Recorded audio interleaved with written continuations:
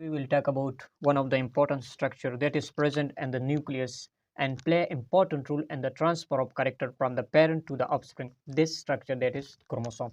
Now, what is the discovery about the chromosome? Who discovered the chromosome? First of all, we will discuss the discovery of the chromosome. Discovery तो chromosome को first time discover किया Walter Fleming ने।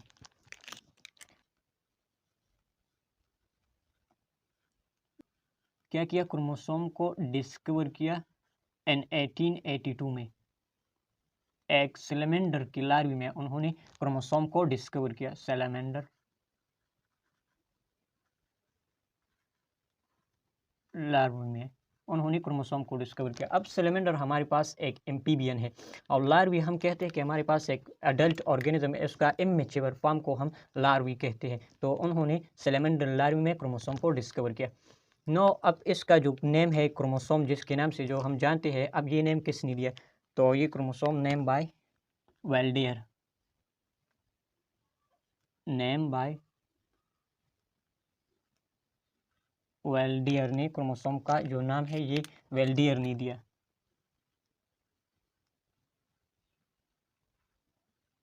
Now what is the meaning of the chromosome? So we will about the etymology of chromosome, that what does it mean, the chromosome? Etymology कहते हैं कि हमारे पास origin of words, यानी ये word जो है ये हमारे पास किधर से आया और इसका मीनिंग क्या है। तो क्रोमोसोम जो है ये हमारे पास एक ग्रीक वर्ड्स है, दो ग्रीक वर्ड से डिराइव हुआ है। एक है क्रोमो और दूसरा टर्म हमारे पास है सोमा। अब बायोलॉजी में अब जिधर भी क्रोमो को पढ़ेंगे, क्रोमो टर्म आता है तो इसका मतलब हमारे पास है कलर, और जो सेकंड टर्म हमारे पास सोमा है इसको मतलब है body. Now what does it mean that colour body?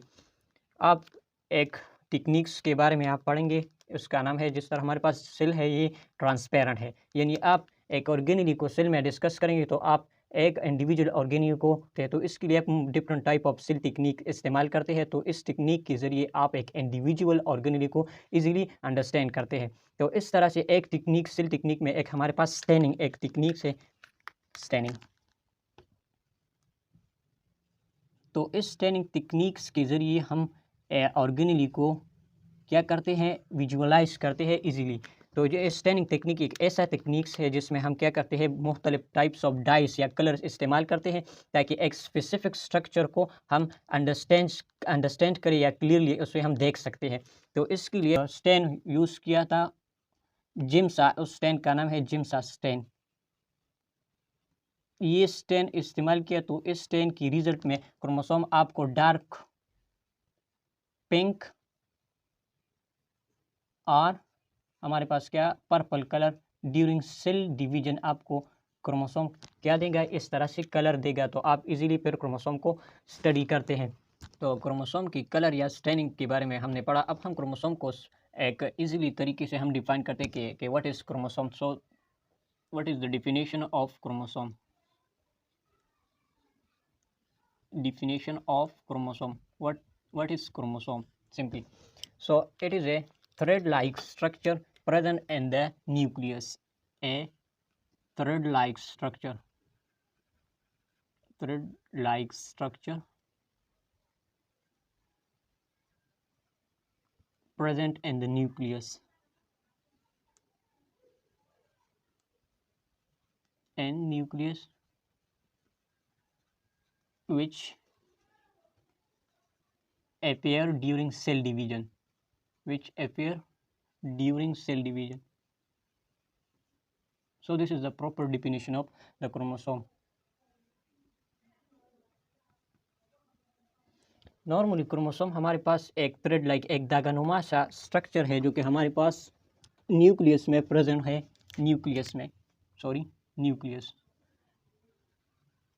तो न्यूक्लियस में प्रेजेंट होता है। ये हमारे पास ओनली ड्यूरिंग सेल, जबकि हमारे पास डिवीजन स्टेज में होता है, तो इस वक्त क्रोमोसोम आपको दिखाई देता है।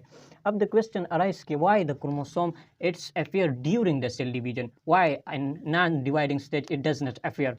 सो इसका भी हमारे पास उस वक्त में हमारे पास मोर वाटर कंटेंट होता है, तो इस वजह से क्रोमोसोम आपको ड्यूरिंग ड्यूरिंग नैन सेल डिवीजन में आपको हमारे पास क्या आपको नहीं दिखाएगा। तो मोर वाटर कंटेंट की वजह से आपको ये क्रोमोसोम नहीं दिखाई देगा। More water content. अब उस वक्त आप क्रोमोसोम को फिर क्रोमोसोम नहीं कहते हैं, आप उसको कहेंगे कि ये हमारे पास क्रोमाटिन है। नॉर्मली हमारे पास एक टर्म क्रोमोसोम है, दूसरा हमारे पास क्रोमाटिन है। तो दोनों में डिफरेंस क्या है वो हम भी यहाँ पर देखेंगे कि हमारे पास क्रोमाटिन एंड क्रोमोसोम में डिफरेंस क्या है। That is chromatin and the second that is chromosome.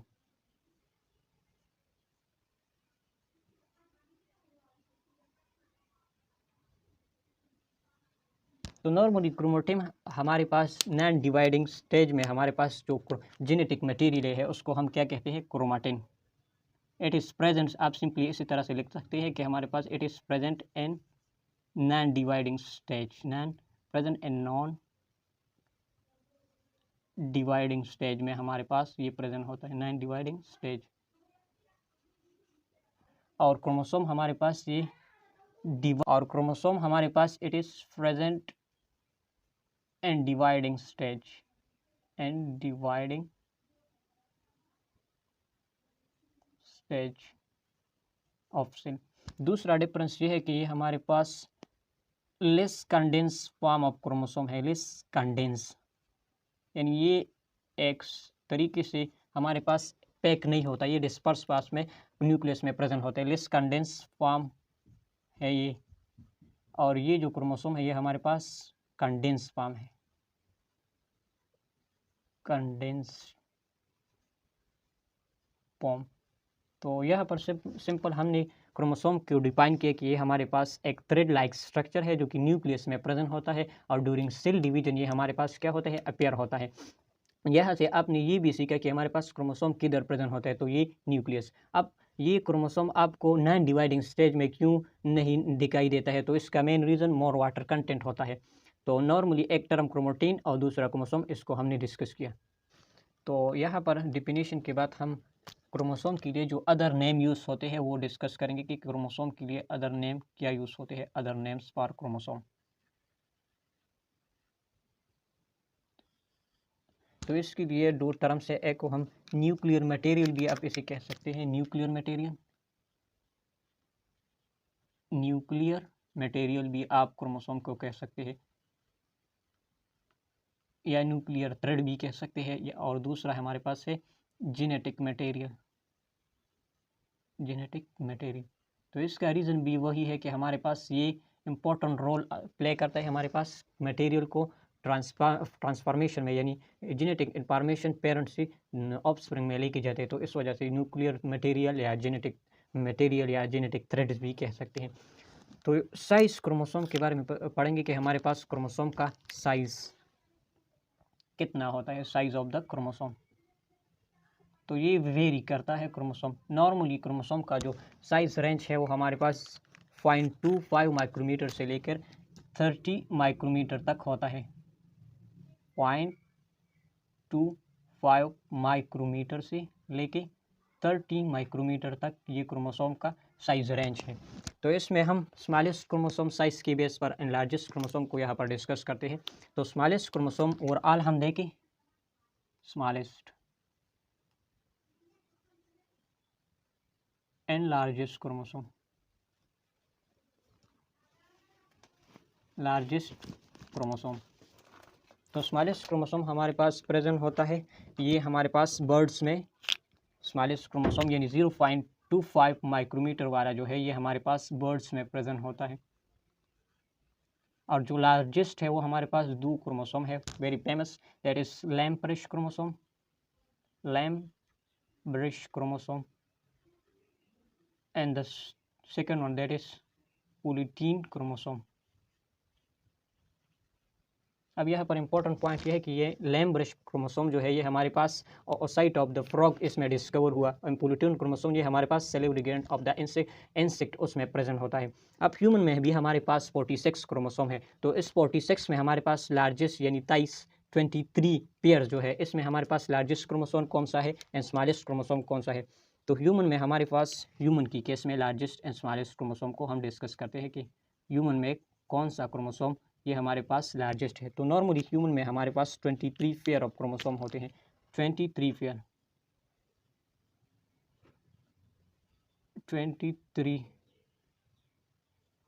Pairs होते हैं क्रोमोसोम के।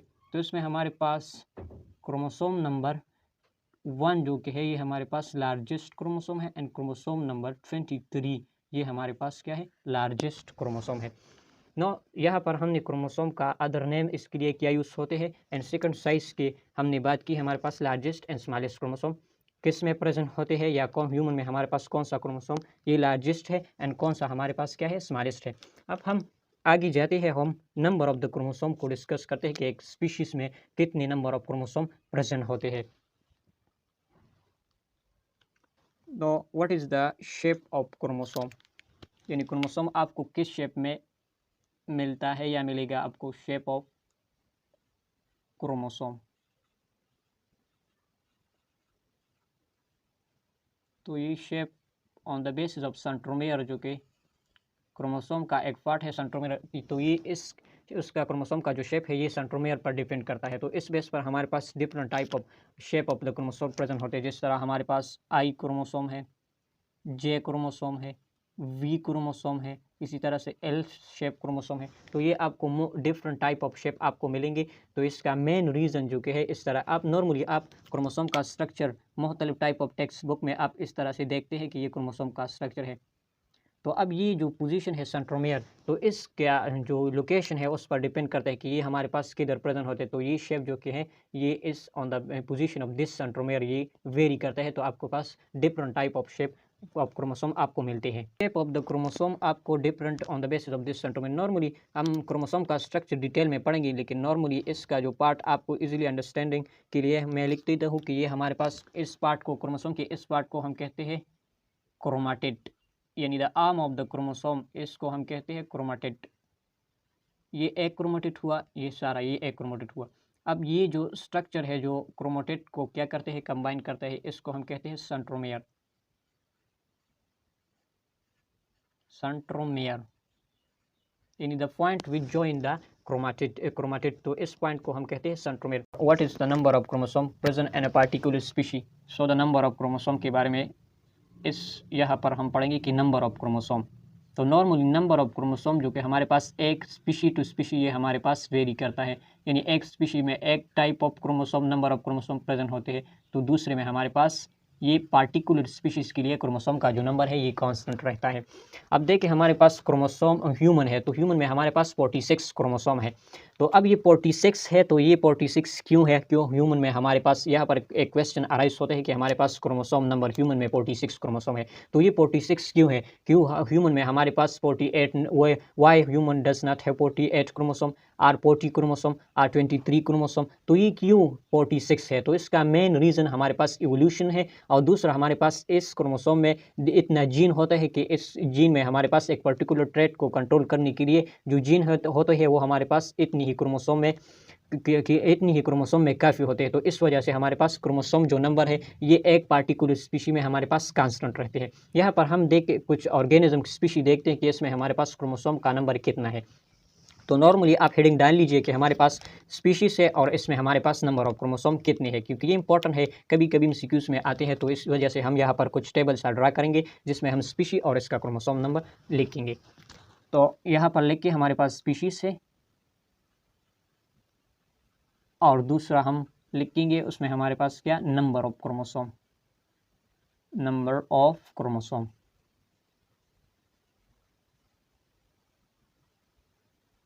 जिस तरह हमारे पास हम पहले लिख देते हैं कि हमारे पास ह्यूमन है, तो इसमें क्रोमोसोम नंबर कितनी है ह्यूमन। तो ये आपने सिर्फ रट्टा लगाना है कि हमारे पास ह्यूमन में हमारे पास 46 क्रोमोसोम। वो जो कंसेप्चुअल पॉइंट था वो मैंने पहले ही डिस्कस किया, 46 क्रोमोसोम। इसी तरह से हमारे पास वीट प्लांट है, उसमें हमारे पास ये हमारे पास बुक में है कि वीट प्लांट में हमारे पास कितने क्रोमोसोम होते हैं, 42। इसी तरह से पोटैटो हमारे पास, पोटैटो इसमें हमारे पास 48 क्रोमोसोम प्रेजेंट होते हैं। इसी तरह से फ्रूट फ्लाई जो कि हमारे पास सेकंड में हमारे पास इनहेरिटेंस में एक वेल नोन हमारे पास ऑर्गेनिज्म है फ्रूट फ्लाई, जिसको हम ड्रोसोफिला कहते हैं। फ्रूट फ्लाई, इसमें हमारे पास 8 क्रोमोसोम प्रेजेंट होते हैं। इसी तरह से हमारे पास पी प्लांट है जो कि मेंडल सिलेक्शन में हम यूज़ करते हैं पी प्लांट, तो इसमें हमारे पास 14 क्रोमोसोम प्रेजेंट होते हैं। तो ये क्रोमोसोम के नंबर के बारे में डिफरेंट स्पीशीज में हमारे पास क्रोमोसोम नंबर जो है ये वेरी करता है। तो ये जो कांस्टेंट क्रोमोसोम नंबर मैंने जो क्वेश्चन किया तो वो हम यहाँ पर फिर डिस्कस करते हैं कि हमारे पास क्रोमोसोम नंबर, तो इसका मेन रीज़न जो कि हमारे पास है ये एक इवोल्यूशनरी, इसी तरह से ये क्रोमोसोम नंबर है इवोल्यूशनरी, इसका रीज़न इवोल्यूशन है। दूसरा इसका जेनेटिक मेकअप है कि इतने क्रोमोसोम 46 ही क्यों है, दूसरे नंबर क्यों नहीं हो सकते, तो इसका एक रीज़न इवोल्यूशन, दूसरा हमारे पास जेनेटिक मेकअप है जेनेटिक मेकअप, यानी एक ऑर्गेनिज्म का ट्रेट है या हमारे पास कैरेक्टर है, तो इसको कंट्रोल कौन करता है, क्रोमोसोम के अंदर जो डीएनए है इसमें हमारे पास जीन है वो कंट्रोल करता है।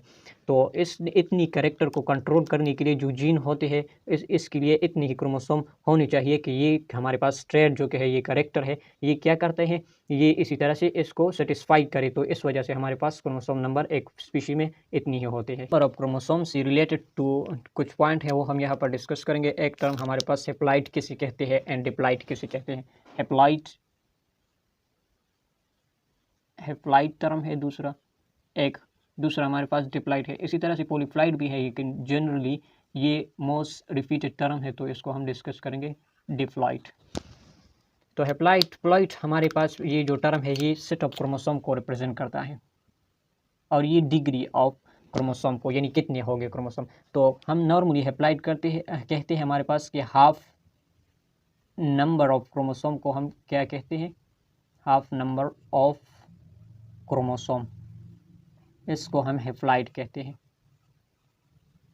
यानी वन सेट ऑफ क्रोमोसोम को आप इसी तरह भी लिख सकते हैं कि हमारे पास one set of chromosome, this is called haploid, one set of chromosome. यहाँ पर आप लिखिए हमारे पास 2 सेट ऑफ क्रोमोसोम को हम डिप्लॉइड करते हैं। अब सेट का क्या मतलब है ये हम यहाँ पर डिस्कस करेंगे, लेकिन पहले लिख देते हैं फिर एक्सप्लेन करते हैं। 2 सेट ऑफ क्रोमोसोम को सेट ऑफ क्रोमोसोम इसको हम डिप्लॉइड कहते हैं।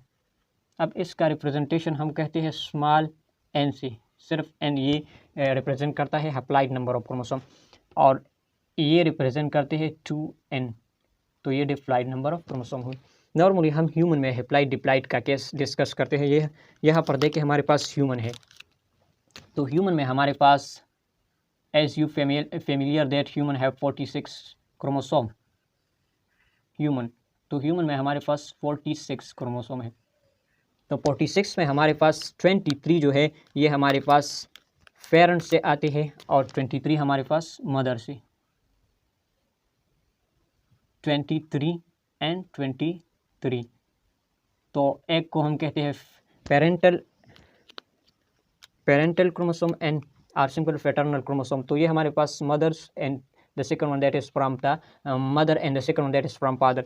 तो ये आप देखिए कि हमारे पास 46 में हमारे पास 46 में हमारे पास 23 जो क्रोमोसोम है ये हमारे पास, आप स्पर्म एंड एग को देखें हमारे पास, तो स्पर्म और एग्स में हमारे पास क्या होते हैं, ये हमारे पास 23 क्रोमोसोम होते हैं। तो इस नंबर को यानी जो क्रोमोसोम गेमीट में प्रेजेंट है यानी स्पर्म एंड ओवा में प्रेजेंट है तो उसको हम कहते हैं हेप्लॉइड क्रोमोसोम। और जो हमारे पास जो सोमैटिक सेल है या बॉडी सेल है डिप्लॉइड, तो इसमें जो क्रोमोसोम नंबर प्रेजेंट होते हैं उसको हम डिप्लॉइड। सिंपली आप देखें हमारे पास ये जो आप देखिए स्पर्म है और एग्स है, तो ये एक जो कि हमारे पास इसमें हमारे पास 23 क्रोमोसोम एंड इसमें 23 क्रोमोसोम, तो ये कंबाइन होकर हमारे पास एक न्यू इंडिविजुअल जाइगोट और फिर जाइगोट से हमारे पास एक इंडिविजुअल बनता है। तो ये स्पर्म या गेमीट, आप इसी तरह सिंपली कह सकते हैं कि हमारे पास जो क्रोमोसोम नंबर गेमीट में प्रेजेंट होते हैं तो उसको हम कहते हैं हेप्लॉइड क्रोमोसोम, और जो हमारे पास बॉडी सेल या सोमैटिक सेल में जो क्रोमोसोम प्रेजेंट होते हैं उसको हम डिप्लॉइड क्रोमोसोम कहते हैं। तो ह्यूमन में हमारे पास 23 जो क्रोमोसोम है ये हमारे पास हेप्लॉइड है एंड 46 जो क्रोमोसोम है ये हमारे पास डिप्लॉइड है। तो यहाँ पर हमने सिर्फ क्रोमोसोम का इंट्रोडक्शन किया कि हमारे पास क्रोमोसोम क्या चीज़ है, किधर प्रेजेंट होता है, इसका हमारे पास रोल क्या है। फिर हमने कहा कि हमारे पास क्रोमोसोम का जो कलर है ये किस वक्त आपको ये दिखाई देगा। तो यहाँ पर सिर्फ जनरल इंट्रोडक्शन हमने क्रोमोसोम की। फिर दूसरे लेक्चर में हम डिस्कस करेंगे the shape of the chromosome and on the basis of the centromere various type of chromosome को हम डिस्कस करेंगे। Thank you so much.